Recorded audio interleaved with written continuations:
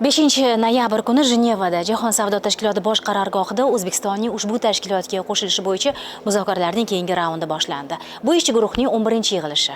Ushbu masala bo'yicha hukumat komissiyasi raisi bosh vazir o'rinbosari Jamshid Xo'jayev, bosh muzokarachi Azizbek Urunov, vazir o'rinbosarlari, idora va tashkilotlardan JST masalalari bilan shug'ullanuvchi mutaxassislar, xullas O'zbekiston jamoasi shu yerda.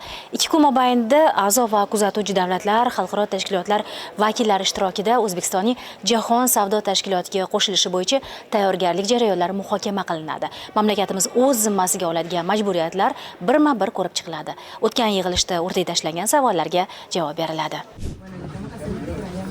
Yig'ilishda tashkilotga a'zolik bo'yicha ko'p va ikki tomonlama muzokaralar jarayoni qat'iy davom ettirilayotgani ma'lum qilindi. Ish ancha oldinga siljigan. Qilingan ishlar, amalga oshirilgan islohotlar bo'yicha 4-noyabr kuni O'zbekiston delegatsiyasi shu yerda seminar o'tkazdi. Juda foydali va informativ tadbir bo'lganini kotibiyat ham qayd etdi. Hukumat komissiyasi raisi Jamshid Xo'jayev O'zbekiston strategik maqsadiga sodiq qolib, a'zolik bo'yicha muzokaralarni shiddat bilan olib borayotganini aytib o'tdi. Ishchi guruh yig'ilishida bosib o'tilgan yo'l tahlil qilinadi, keyingi qadamlar belgilanadi. O'zbekiston Jahon savdo tashkilotiga o'tgan yig'ilishdan beri 8 ta hujjat yubordi. Javoblar bilan davlat nazoratidagi korxonalar soni, qishloq xo'jaligiga berilayotgan subsidiyalar qayta ko'rib chiqildi. Milliy qonunchilikda ham o'zgarishlar bo'ldi. Bosh vazir o'rinbosari bu jarayonda vaqtini sarflab, O'zbekiston jamoasi bilan yelkama-yelka ishlayotgan xalqaro tashkilotlar mutasaddilarga minnatdorlik bildirdi. Ularning bilim va tajribasi mamlakatimizda iqtisodiy islohotlar trayektoriyasini belgilashda katta yordam bo'layotgani ta'kidlandi.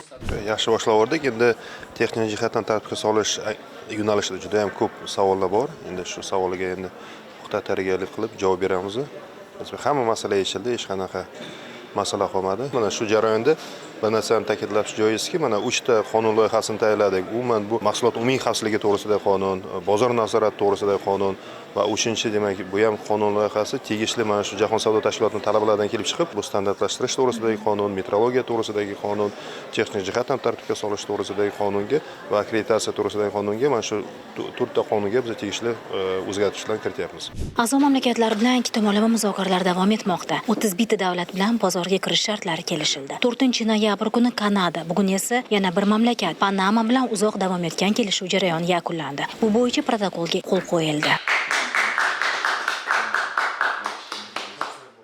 Ko'p tomonlama muzokaralar ham muhim. A'zo davlatlar bu borada jamoamizga jiddiy savollar berishgan. Shu asosda ushbu savollarga kompleks javob berildi. Eng ko'p so'ralgani eksport subsidiyalari qayta ko'rib chiqildi. Boshqa majburiyatlar ham aniq belgilab qo'yilgan. Bularning barchasi ikki va ko'p tomonlama muzokaralarni tezlashtirishda muhim. Qilingan ishlarning barchasi O'zbekiston maqsadlarini aniq aks ettiradi. Jamshid Xo'jayev milliy qonunchilikni Jahon savdo tashkiloti talablariga moslashtirish yo'nalishida 160 dan ortiq normativ aktlar yangilanganini ham ma'lum qildi. Xullas, har bir punkt bo'yicha bajarilayotgan ishlar tashkilot ruhi, qoidalariga mos keladi. Jarayon hal qiluvchi bosqichda. Asosiysi O'zbekiston ko'p tomonlama savdo tizimiga qo'shilishni istayapti. Oldiga qo'ygan maqsadlarga sodiq. Bu borada oxirgi qadamlarni qo'yishga ham tayyor. Bir necha oy ichida muzokaralarni yakunlab, O'zbekiston keyingi yil a'zo bo'lish uchun bor kuchi bilan harakat qiladi, dedi hukumat komissiyasi raisi. Bu borada a'zo davlatlar kotibiyat qo'llab-quvvatloviga ishonch bildirildi. Jenevada Jahon savdo tashkilotiga a'zolik bo'yicha ishchi guruhning 11-yig'ilishi davom etmoqda. Uning tafsilotlariga keyingi reportajlarimizda yana to'xtalamiz. Bu jarayonlarni UzReport TV jamoasi joyidan, Shvetsariyadan bevosita kuzatyapti. Gulnoz Husanova, Bahodir Komilov, UzReport News, Jahon savdo tashkiloti shtab-kvartirasidan.